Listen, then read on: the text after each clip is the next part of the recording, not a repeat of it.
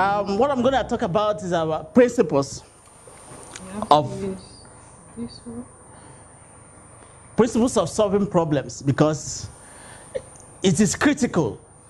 You know, we reveal some of the things we know about life so that other people can get idea and then move forward.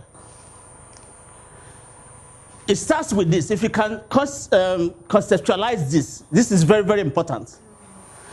It picks from the Bible. It says, your way is not my way, says the Lord.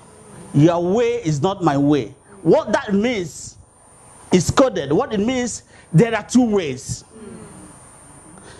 Your own way and God's own way. So you can't contest this. So that is why, because if you understand this, life will be very easy, because most times we do things and think it's the way of God, but it is not. And that is why things don't move the way it's expected to move. Because babies don't have marks, but humans adults have marks. You have one thing in the mind and you say another thing. So, but babies are independent, they are free, they say what they want to say, they don't mind, they don't hide, they don't code. So that's why I call it baby's mindset. Now, I'll give you a story what happened to me in the house. One day, I wanted to have a bath. So I remember we've run out of shower gel. So that thing stored in my mind. So I said, okay, let me go and use the Dove to have my shower. So I didn't remember that Faustina had already replaced it.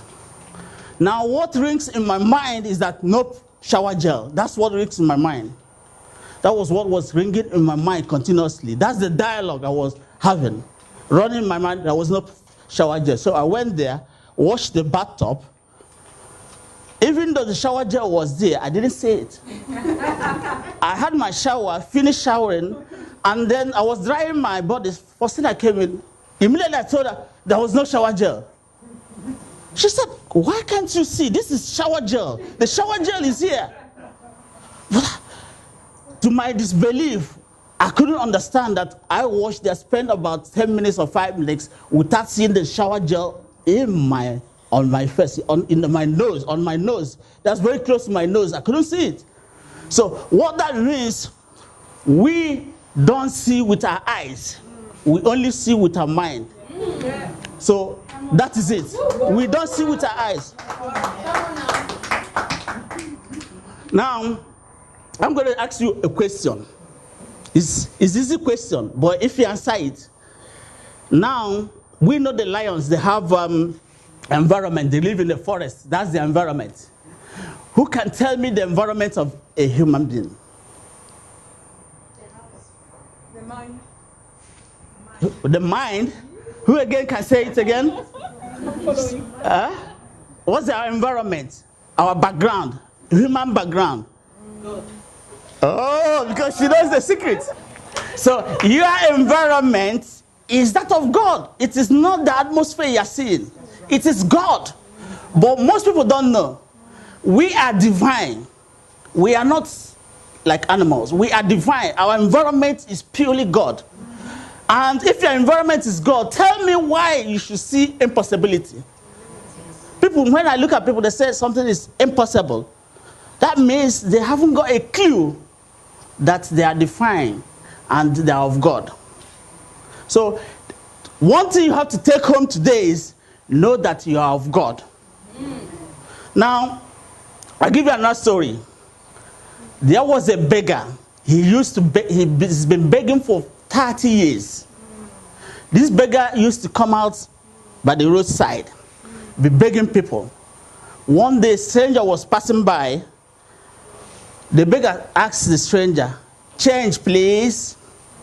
The stranger moved back and looked at the beggar and told the beggar, "Please, I don't have anything to give you." Then the stranger looked closely at the beggar and asked the beggar, "What is it that the box you are sitting on, what is it that you are sitting?" The beggar simply said, "Oh, nothing." Just like I said, no shower gel.